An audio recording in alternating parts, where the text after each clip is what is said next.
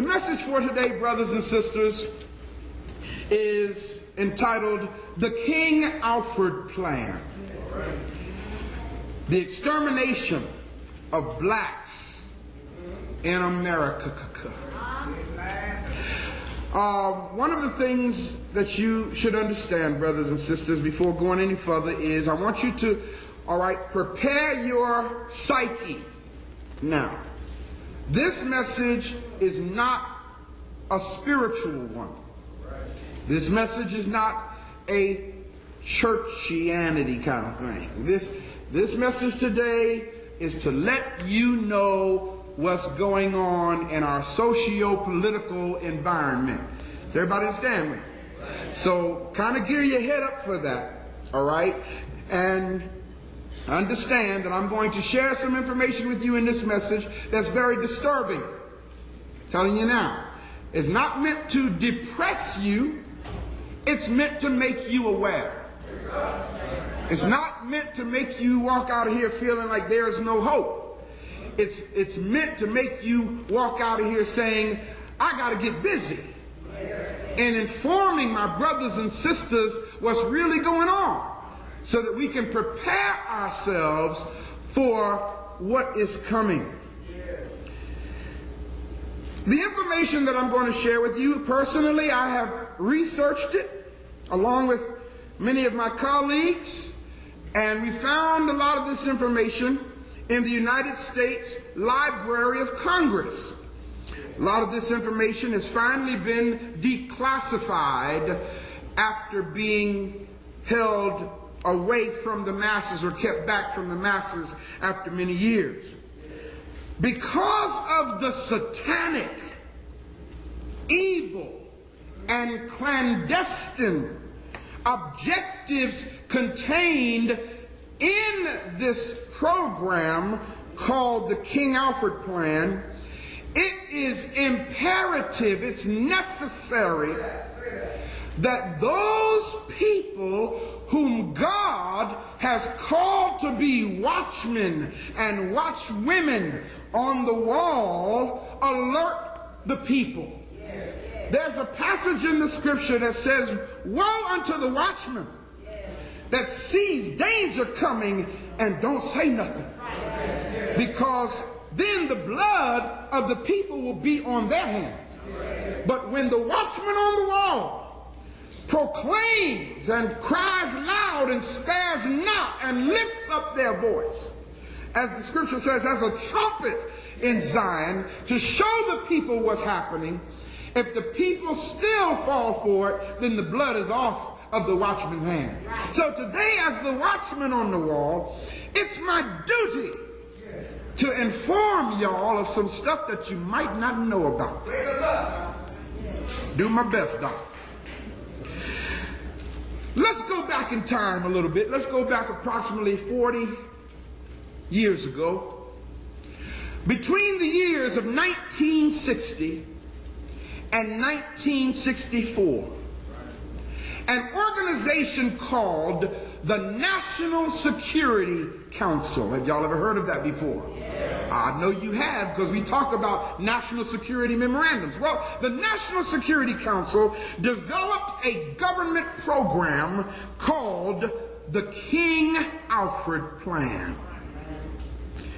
This program actually details the arrest, detention, encampment, and extermination of the black and Hispanic or Latino population of this country.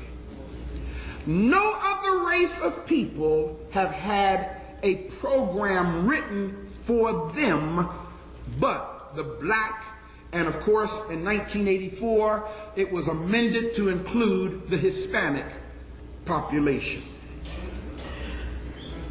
President Reagan,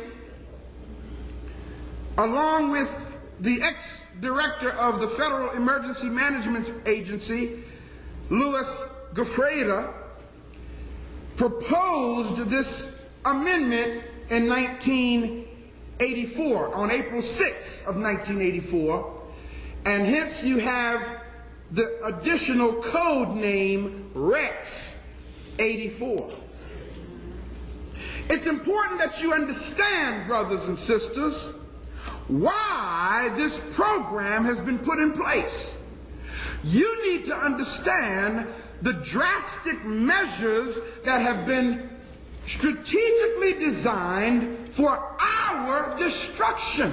Yes, yes. Everybody say, policy planning study. Policy planning study. Now you may want to write this down so you can go verify it. For short, it's PPS-23. Again, notice the name of this. Policy planning. Policy planning study number 23. This took place, brothers and sisters, in February of 1948. I wasn't even born then. February of 1948, a man by the name of George Kennan, Kennon, of the State Department planning staff reported, and I quote him, he said, "The United States must devise a pattern of relationships which will permit them to maintain 50% of the world's wealth, while only having 6% of the world's population." Yes, yes. You've heard me talk about national security memorandums. Well, there's another memorandum that I hadn't told y'all about. It's called National Security Memorandum 200. Now, we talked about 46, which says blacks must never be allowed to unite in this country. Well, National Security Memorandum 200, write it down, go look it up. National Security Memorandum 200 was written in 1975. Brothers and sisters, I'm not talking about stuff that just happened within the last few years. I'm talking about a program that has been in place for some time here. In 1975, a man by the name of Henry Kissinger. Have y'all ever heard of him before? Yeah, he's been kind of recently in the news. In fact, he's one of Bush's boys.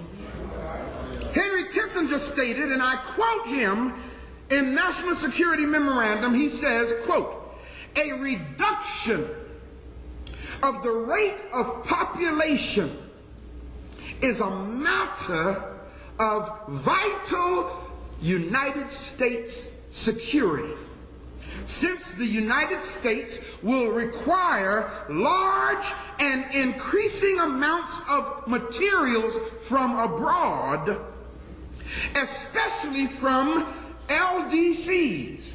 LDC is acronym for less developed countries. And of course, LDCs, you know where they call that? India, Africa. That's where they say the less developed countries are. So they're saying that they will take the materials from the LDCs.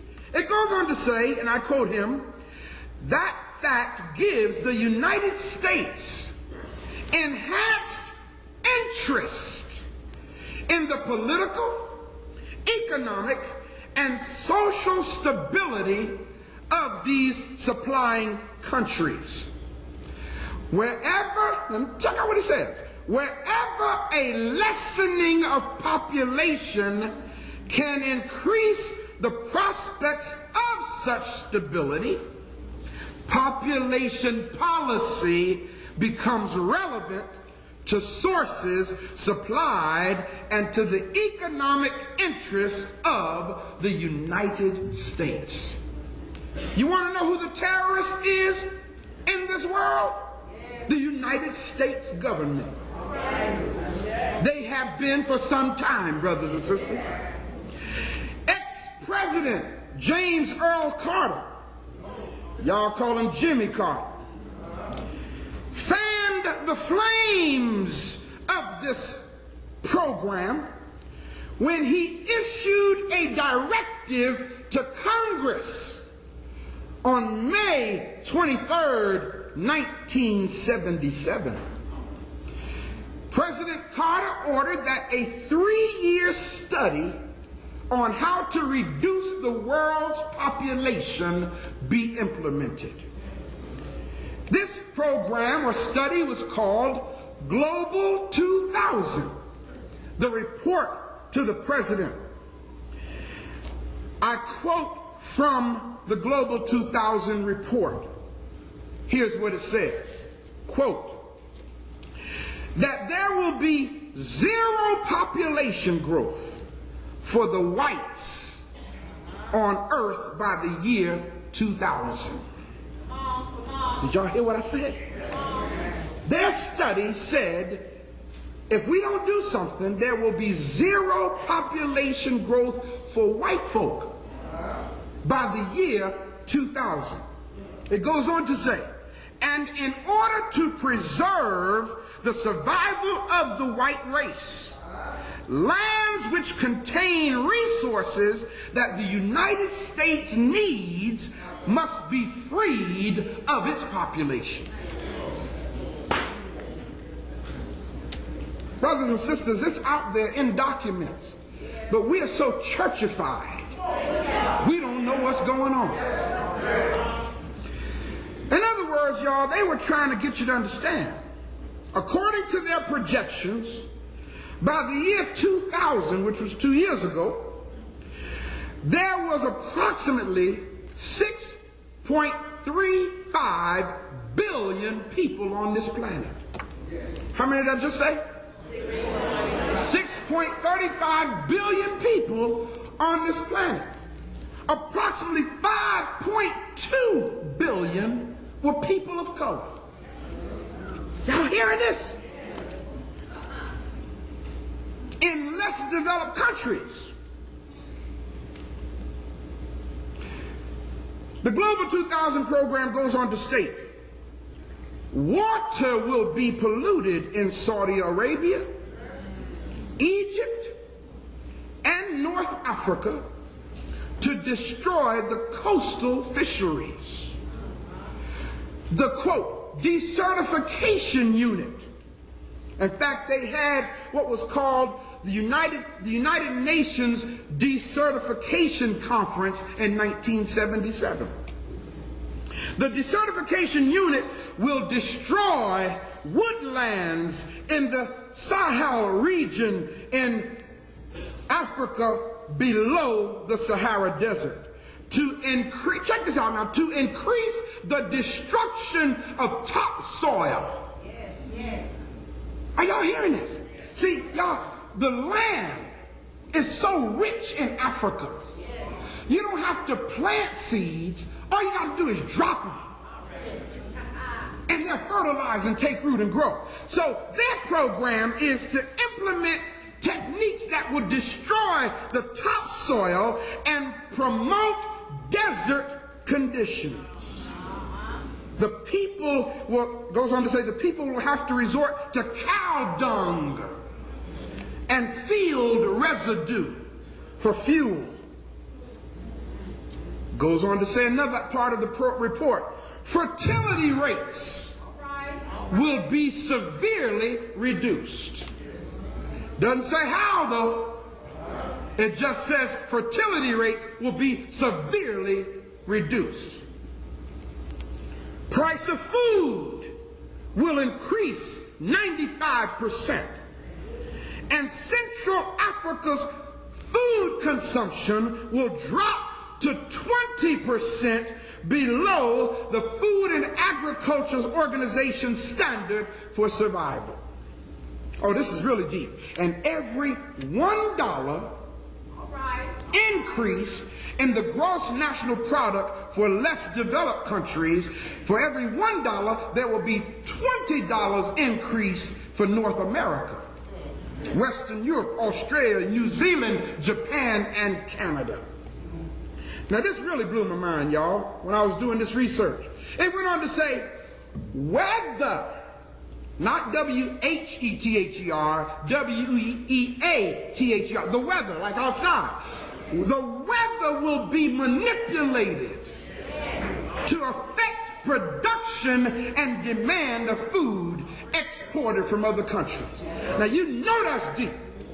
When they've actually developed the technology to cause weather control. Brothers and sisters, look at the person next to you and say, we really need to open our eyes. The report also stated that although the needs of Latin America and Africa could be met, hear this, although the needs of Latin America and Africa could be met in one generation's time, the United States opted for world model number 3, which calls for, now check, this is world model number 3. This is plans that's already in place. World model number 3, which calls for massive famine in Asia and non-OPEC Africa.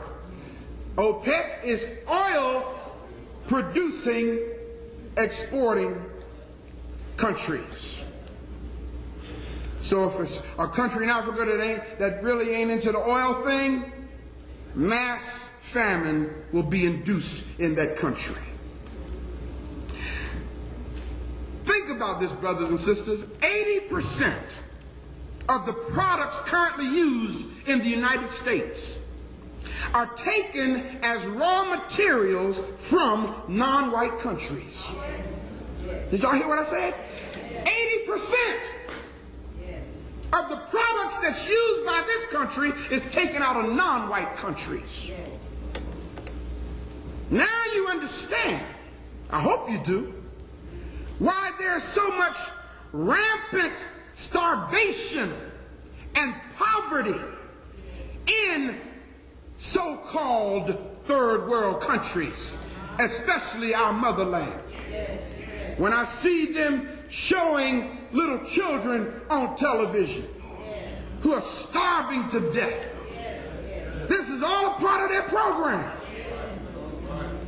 They create the crisis, they implement the starvation, then show it to you on television, and you send them your money to further finance their program. Ooh, buddy. Let's get back to the King Alfred plan, since you now understand why. You see, brothers and sisters, the point is almost here. Mark my word. The point is almost here that the plans of our white, lily-white government to incite rioting and revolution among blacks and other people of color in the world, the point is almost here where the President of the United States will issue his order for the emergency. The King Alfred plan. You have it in your hands. Let's look at it right quick. Let's see what's going to happen here. They didn't write this, brothers and sisters, without a plan to make it happen. Let me say that one more time. They did not go through the trouble of writing this without a plan to pull it off. The King Alfred plan, the United States of America King Alfred plan, codenamed Rex 84. Here's what it says, and I'm going to read quickly. In the event of widespread and continuing and coordinated racial disturbances in the United States, King Alfred, at the discretion of the president, underline that, and then look at the person next and say, this is why no black man can be the president. You got to understand, people, this program was written for black people. They ain't gonna, hey, listen, I don't know, what's Secretary of State's name? Colin Powell. I don't know. He seems to be a little disgruntled, but when you got people like that supporting the white agenda, you know, it makes you wonder. They might be able to put somebody who looks black in the Oval Office. It says, at the discretion of the president, King Alfred is to be put into action when? In other words, when the president of the United States, not Congress, not the House, not the Senate, not the House of Representatives, not the Senate, when the president declares this emergency, it's to be implemented immediately. Participating federal agencies, what are they? National Security Council. What else? Central Intelligence Agency, Federal Bureau of Investigation, Department of Justice, Department of Defense, Department of Interior. Participating state agencies, what are they? National Guard units, state police. Participating local agencies are what? City police and county police, that's right. Now, one of the things you need to understand, brothers, let me make this notation before we read further. In addition to the law enforcement agencies that we just mentioned, in 1982, there was a guy named Oliver North. Y'all have heard of him, right? Oliver North and Ronald Reagan got together, and the two of them amended the King Alfred plan. And their amendment became known as Rex 84 because it was signed by Ronald Reagan in 1984. Now, the original plan was signed by Lyndon Baines Johnson, but Ronald Reagan amended it to include the Hispanic population. Originally, it was, what we're going to read, it was just written for blacks. But in 1984, Oliver North and Ronald Reagan amended it to include the Hispanic and Latino population. What's really deep, brothers and sisters, is this. The neo-Nazi groups, this is all a part of the amendment in 1984.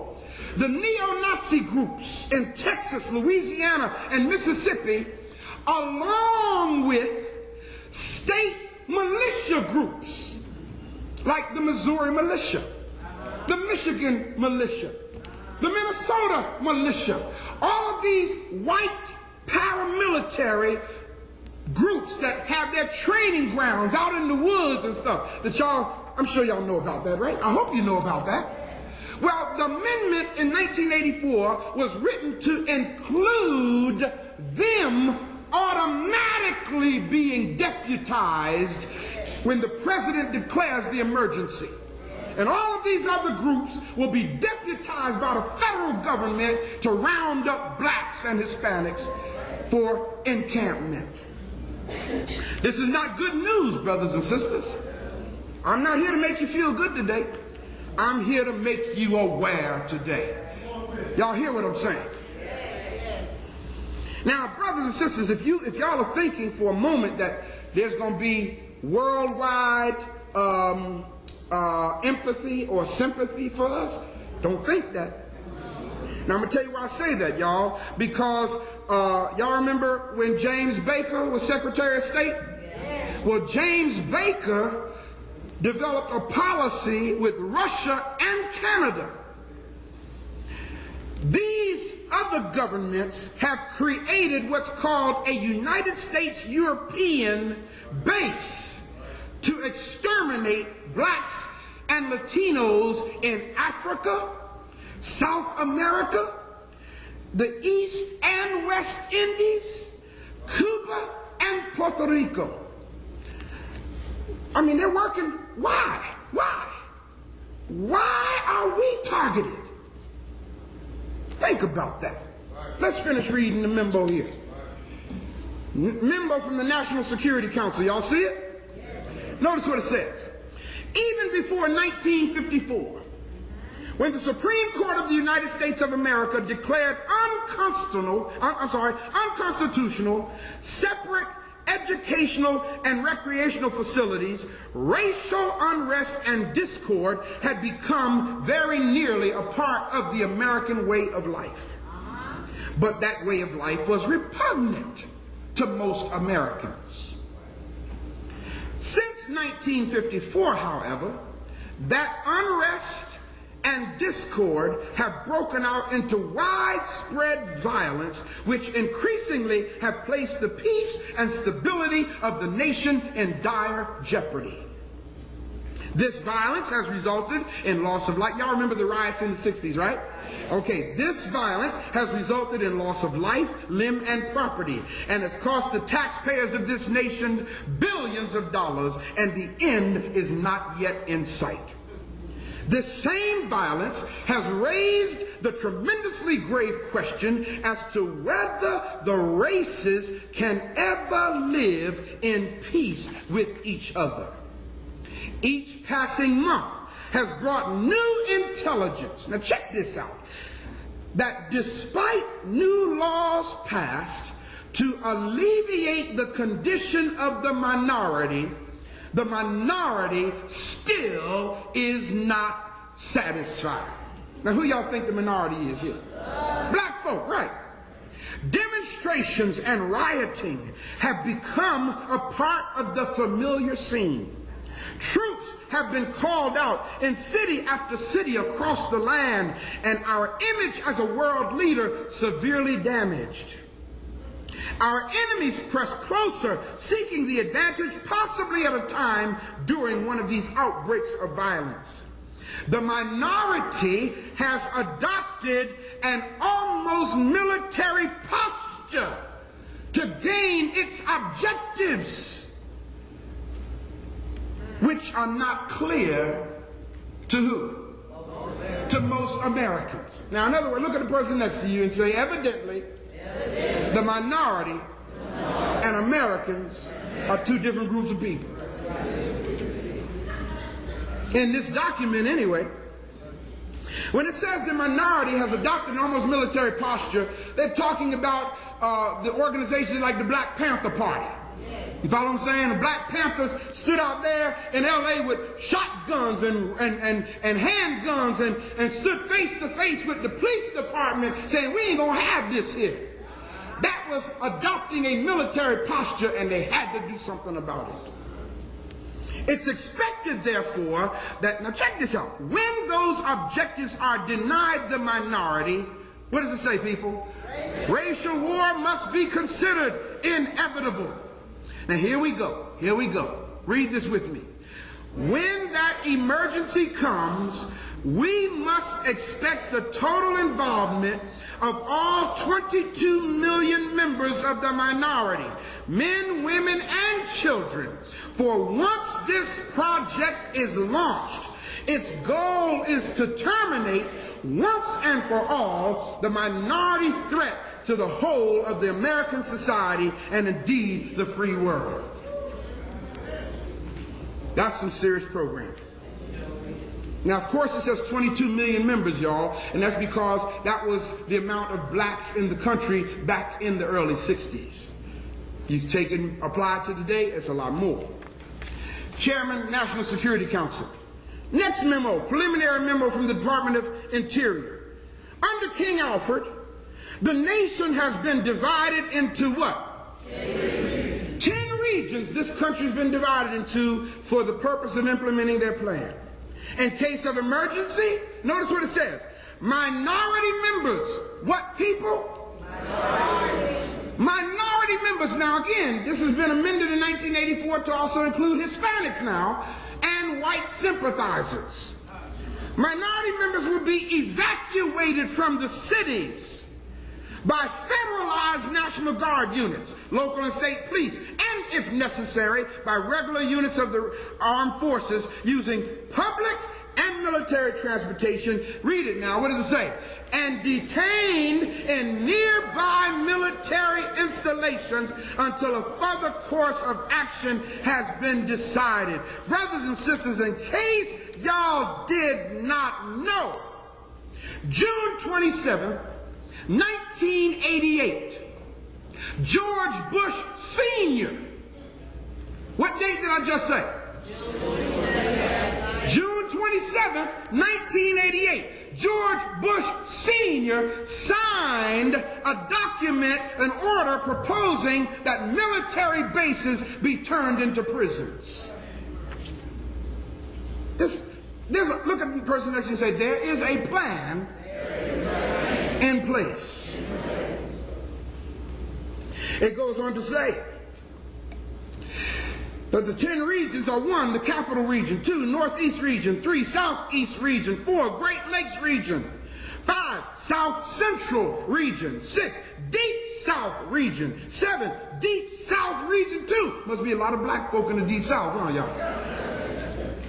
8, Great Plains, Rocky Mountain region, 9, southwest region, 10, west coast region. No attempt will be made to seal off the Canadian and Mexican borders. Secretary, Department of the Interior. Oh man, over the page. Combined memo from the Department of Justice. Now here's where it starts really getting specific, people. Yes, yes. Federal Bureau of Investigation, FBI and CIA. I know this ain't supposed to come from the pulpits, but I've got to tell the truth. This is why we in the shape we in. Because our pulpits are the main vehicle for keeping our people asleep. Y'all hear what I'm saying? Once the pulpits start teaching the truth, well, I know pulpits can't do it, but the people who stand behind the pulpit, once we start making our people aware, maybe we'll kind of empower ourselves. Maybe we'll say as a people, I can't just sit idly by anymore. Yes, yes. There are 12 major minority organizations, and all are familiar with the 22 million. Dossiers or files have been compiled on the leaders of these organizations and can be studied in Washington. Check out this part, y'all. The material contained in many of the dossiers and our threat to reveal that material has considerably held in check some of the leaders. What does that mean? That means when they have dirt on the leaders and the leaders decide they want to get out of hand, they start releasing some of that dirt to the public to put those leaders back in check. How many of y'all remember not too very long ago they had this video clip on television of Al Sharpton making a drug deal? Y'all remember that? Now, y'all know how old that is? That goes all the way back to the mid-80s. They had that clip all this time, but now the brother's trying to be more vocal for his people, and what did they do? Release some of that dirt. Brother done got quiet now. Yeah, buddy, that's how they hold our leaders in check. Leaders who do not have such usable material in their dossiers have been approached to take government posts, mostly as ambassadors, and primarily in African countries. Y'all remember when Martin Luther King got shot? Andy Young was standing right there on the balcony with him. And right after King got shot, what did they do? They made Andrew Young a United Nations ambassador. That's how they buy our leaders, people. The man was standing right there next to King. If anybody should have been a vocal advocate for what was going on, it should have been Andy Young. But Andy became a good boy. Became an ambassador. Look at the person next to you and say, it's bad when people are for sale. Let's make it even better. Let's say it's bad when our leaders are for sale. You see, brothers and sisters, the promise of these positions have also materially contributed to a temporary slowdown of minority activities. And it goes on to say, however, we do not expect these slowdowns to be of long duration. Why not? Because there are always new and dissonant elements joining these organizations. In other words, what they're saying is young folk are coming along. And they have a whole new paradigm. They have a whole new energy to deal with us. So what we must do is address them too. All organizations and their leaders are under what? Constant 24-hour surveillance. The organizations are, read them with me. 1, the Black Muslim. Why y'all think the Nation of Islam is the top of the list? Think about it. What organization out here has addressed and fought racism as strong as the Nation of Islam. What organization in this country has done more for the resurrection of the black man than the Nation of Islam? Not one. The black church sure enough hasn't done it. In fact, the black church is the reason why the black man is in the condition he's in.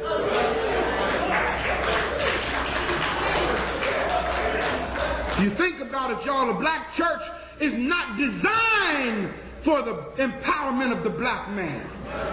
The black church is designed to excite black women. That's why in the black church, music is so important. Brothers don't want to hear all that stuff. Don't get me wrong, we ain't that we don't like music. But brothers just ain't into all that emotion. And if you notice, most of the time when people are getting involved, it's sisters standing up and clapping. Brothers are sitting there saying, "Oh, I'm waiting for you to feed this." Brothers are not into feeling good. Not that we don't want to feel good, but that's not our agenda. And the black church is about emotionalism. The black church is about how do you feel when you come out the wilderness. Now, y'all know it's the truth.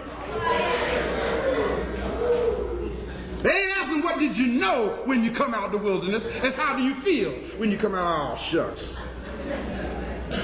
Black Muslims. 2, Student Nonviolent Coordinating Committee, also known as SNCC. 3, Congress of Racial Equality. 4, the Yahudu Movement. 5, Group on Advanced Leadership, or GOLD. 6, Freedom Now Party. 7, United Black Nationalists of America. 8, the New Pan-African Movement. 9, Southern Christian Leadership Conference. 10, the National Urban League. 11, the National Association for the Advancement of Colored People. 12, Committee on Racial and Religious Progress. And I've added another one, y'all. 13, the African Village Center. Yeah, I had to put that there. Note, at the appropriate time, underline those words, y'all. At the appropriate time. What does that tell you? That this thing is still in the works. At the appropriate time, to be designated by the president, the leaders of some of these organizations are to be detained. When, though? Only when it is clear that they cannot prevent the emergency.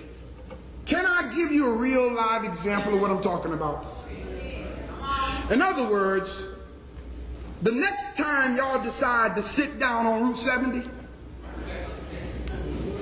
okay, and they bring their Pied Piper in here to lead y'all,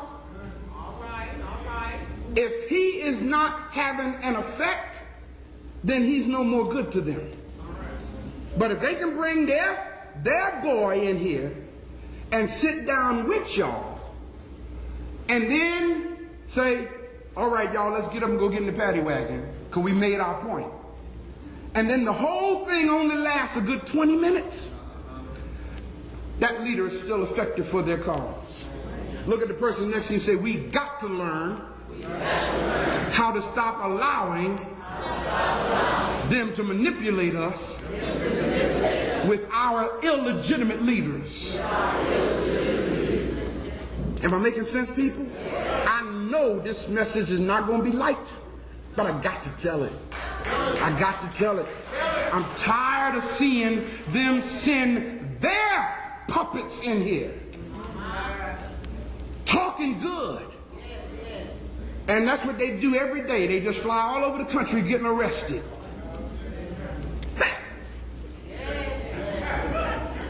They come here to St. Louis today, lead y'all into a game, get a phony arrest, fly out with their FBI escort, and go in Baltimore tomorrow and do the same thing. How many people come on, y'all, come on. Come on. I'm sorry for busting y'all's bubble. Gotta tell you like it is. It goes on to say, all other leaders are to be detained at once. In other words, the leaders that ain't for sale. Compiled list of minority leaders have been readied at the National Data Computer Center. It is necessary to use the minority leaders designated by the president. I gotta walk now. Y'all see that? Minority leaders that the president designated. Look at the person next to you and say, so what good are they? It's necessary to use them in much the same manner in which we use minority members who are agents of the Central Intelligence Agency and the Federal Bureau of Investigation. And we cannot, until there is no alternative, reveal King Alfred with all its aspects. In other words, I ain't supposed to be standing up here telling y'all about this. You're not supposed to know about this. You see, brothers and sisters, the only way to prevent a conspiracy is to expose it. Yes, yes. I say. Notice the next sentence, y'all.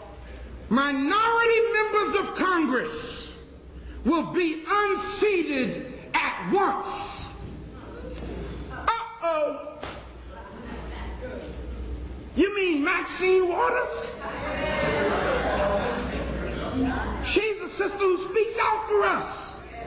And the law has been written that when the president declares this emergency, so what, Maxine? You just another Nigger. Conyers, you just another Nigger. When the president decides that y'all gotta go, all of y'all out of here. That's the law, people. Signed by the President of the United States. Let's go on to the next memo because I'm running way out of time. From the Department of Defense.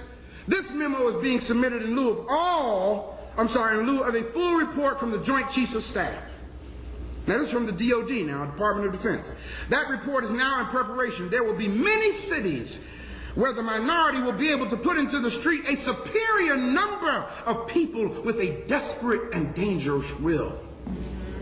Look at the person next to you and say, and that's because we got a lot of black folk. He will be a formidable enemy, for he is bound to the continent by heritage and knows that political asylum will not be available to him in other countries. Why not? Because they done worked it out, y'all, to where you got to get their permission to leave this country now. No passport, you ain't going nowhere. In the case of a national emergency, boom, all passports are suspended. How you going to get out of the country? Yes. I got a passport, so? You think you got an important document? That's what's deep. That's just their permission for you to go.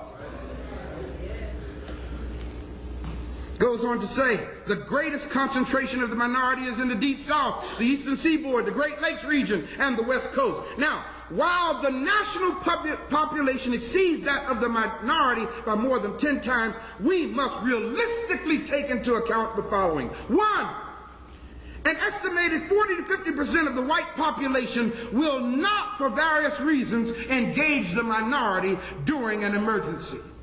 The reason why the white folk ain't going to try to get out there in the street and engage us is because they know they ain't going to win.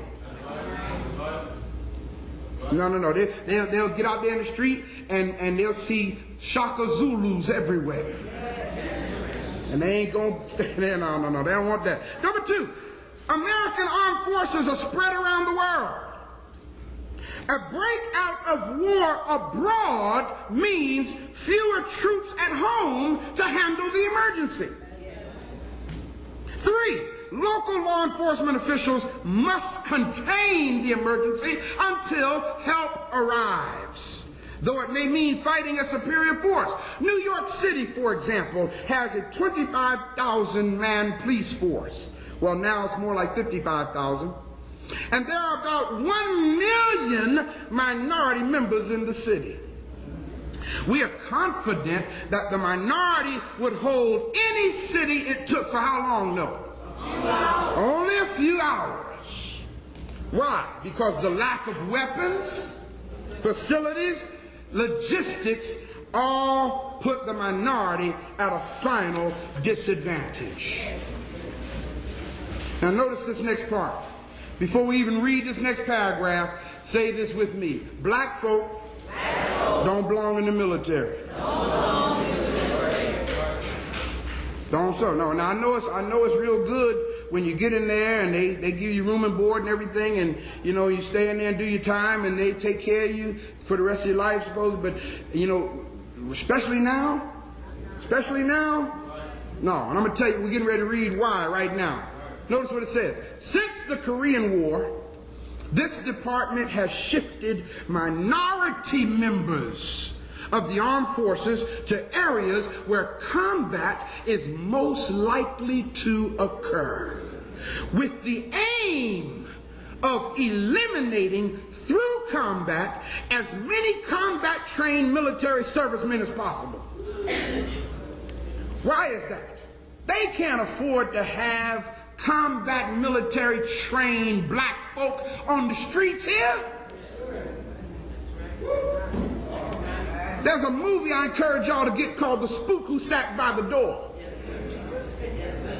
It's about a black man the first black man who became a member of the Central Intelligence Agency.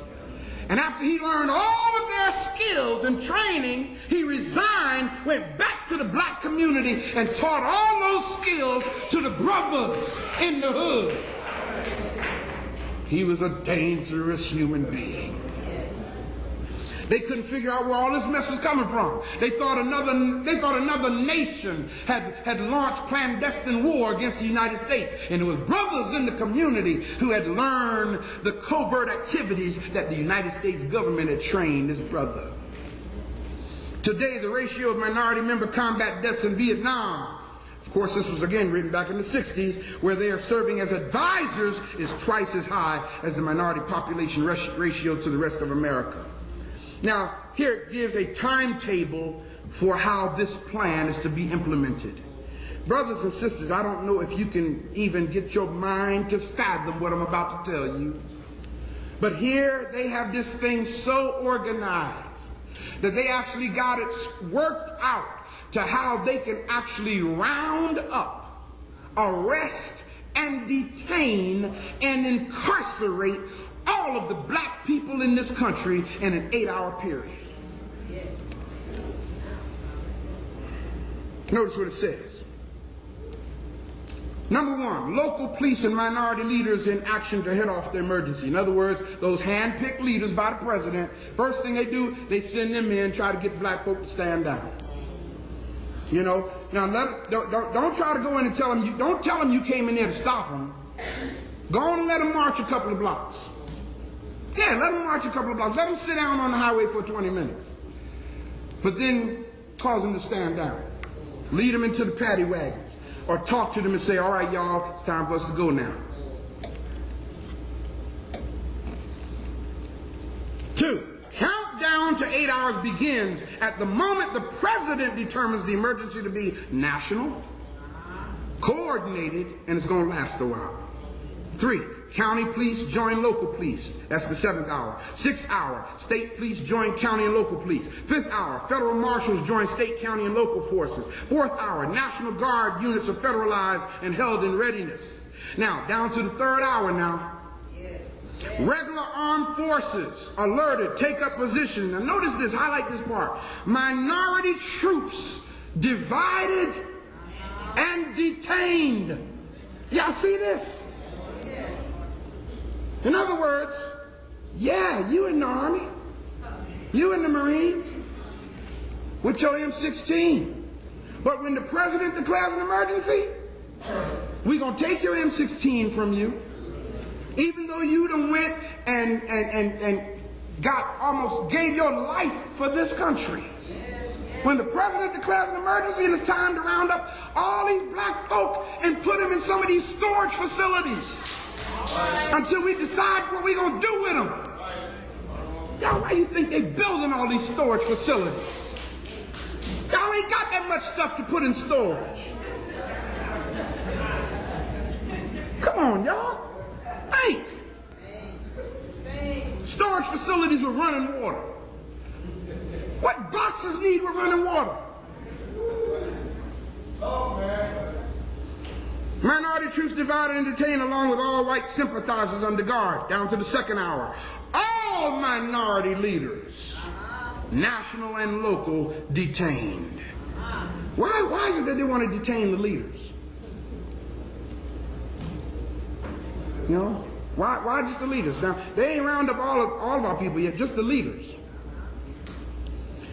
Now, President goes on national radio and television and tells black folk and the Hispanics, y'all got 1 hour to stand down.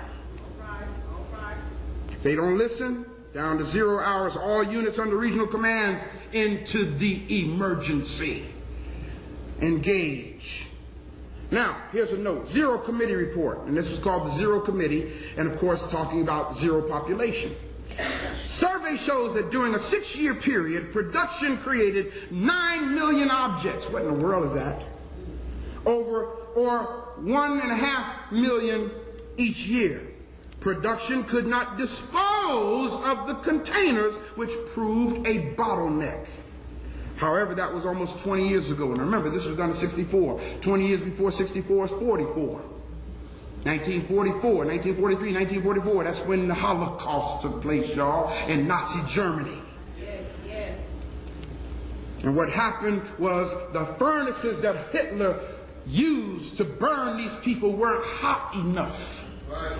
So when they start throwing the bodies in the furnaces, the bodies weren't burning up fast enough, and it caused the furnaces to get clogged up. So notice what this report says. We suggest that vaporization techniques be employed to overcome the production problems inherent in King Alfred. What does that mean? Well, as a result of this recommendation, they began to build what we call high volume or nuclear powered trash incinerators. And these incinerators burn 5,000 degrees Fahrenheit. Y'all listen, steel, depending on the kind of steel it is, melts between 2,600 and 2,700 degrees. Now, steel will melt at that temperature. Why do you need an incinerator that burns 5,000 degrees? So that the furnaces don't get clogged up again. When they take those people who they detained and gas them, put them to sleep, Lord have mercy, put them on these conveyor belts that roll into this furnace. As soon as they get in there, poof. Now, I know it's not good news. Preacher, I didn't come here to feel sad today. Hey, if you don't know, you're going to really feel sad. Because the biblical text says it this way: my people are destroyed because of a lack of knowledge. Don't say it can't happen, people. Don't say it can't, because on February 21st, 1942, Executive Order 9066 was implemented. And on February 21st, 1942, every Japanese American in this country was arrested and detained. And the law stated if they were 1/16 Japanese, they were to be locked up too. When the Japanese, the war, World War II. I don't say it can't be done. But see, Japanese got sense. We bombed Japan. Now Japan owns us. Isn't that deep? 60 years later, Japan is one of the richest countries in the world. They own more property in this country than anybody else. They didn't walk around with a sign saying, "We shall overcome." Japanese didn't do that. Japanese said, "I'll tell you what we're going to do. They bombed us. We're going to send our children to their schools."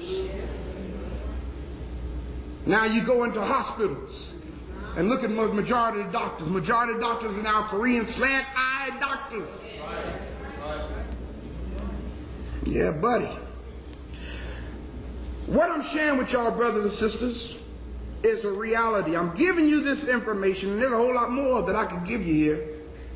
But what you must understand is the most important point here is that your government is depending on you being ignorant. Did y'all hear what I said? They're counting on our ignorance to implement their program. I'm not going to let that happen to the best of my ability. I'm going to tell it. I used to say that when I was growing up. I'm going to tell it everywhere I go. And that was a lie I was talking about. I'm going to tell it if don't nobody want to hear it. I'm going to tell it. I'm going to, a friend of mine used to say, I got to preach, and we used to say that, I'm going to tell it. And, think about that, man. I was committed to the promotion of that lie. Now I got to be as committed to the promotion and dispensing of the truth that will set my people free. You got to be committed as well. Government is counting on your ignorance. And see, they want y'all to fight back. That's what they want. See, the sooner you fight back, the quicker it gives them an excuse to declare a national emergency. You understand what I'm saying? They've been stockpiling weapons, y'all. In fact, y'all remember I told y'all about the VMAS project? Yes. Brothers and sisters, do y'all not know now that every major police department has a VMAS unit now? For those who don't know, VMAS, VMADS, stands for Vehicle Mounted Anti-Denial System. It's a weapon now that's mounted on top of the Hummers in police departments, and it's an actual microwave beam. So in other words, now, all they got to do is see a crowd of black folk, aim the beam toward the people, and pull the trigger.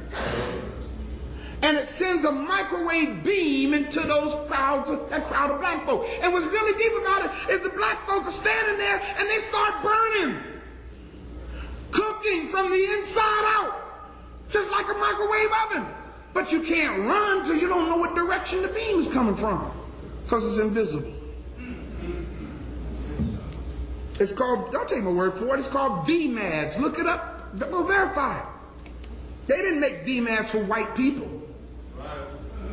They will never use the VMADS in Ledoux. They'll use it in North St. Louis, though. Y'all hear what I'm saying? Now, what can we do? I know this is going to sound a little flimsy as I close. What can we do? Look at the person next to you and say, first thing is learn how to pray. And see, y'all might not believe in prayer, but let me tell you something. Prayer is a powerful tool. Prayer will give you guidance and wisdom, because when you pray, number one, you quiet yourself. You humble yourself and you perk up your ears to hear what God has to say to you, either through the Spirit of God in you or through the voice of your ancestors. I'm a firm believer, brothers and sisters, that God is not going to allow His people, those who will hear, to meet with extermination. We have come through too much. Y'all hear what I'm saying? And we're still here. We are the number one wonder of the world. Not the pyramids, we are. Pyramids was the number one wonder, but see, they're trying to, we're still here to tell about the pyramids. We ain't supposed to be here to tell about it. We're supposed to be gone by now so they could claim the pyramids as theirs. And here we still are. So I'm giving you all this information today because I love you. I love your children. I love our future. My people are destroyed because of a lack of knowledge. Ephesians 5:11 says these words, and I close. Ephesians 5:11 says, have nothing to do with the fruitless deeds of darkness, but rather expose them. Y'all got that? So when I see the deeds of darkness that's been designed for the elimination of our people, my job is to expose that which will bring genocide and destruction to our people. It might mean the difference between your children living or dying.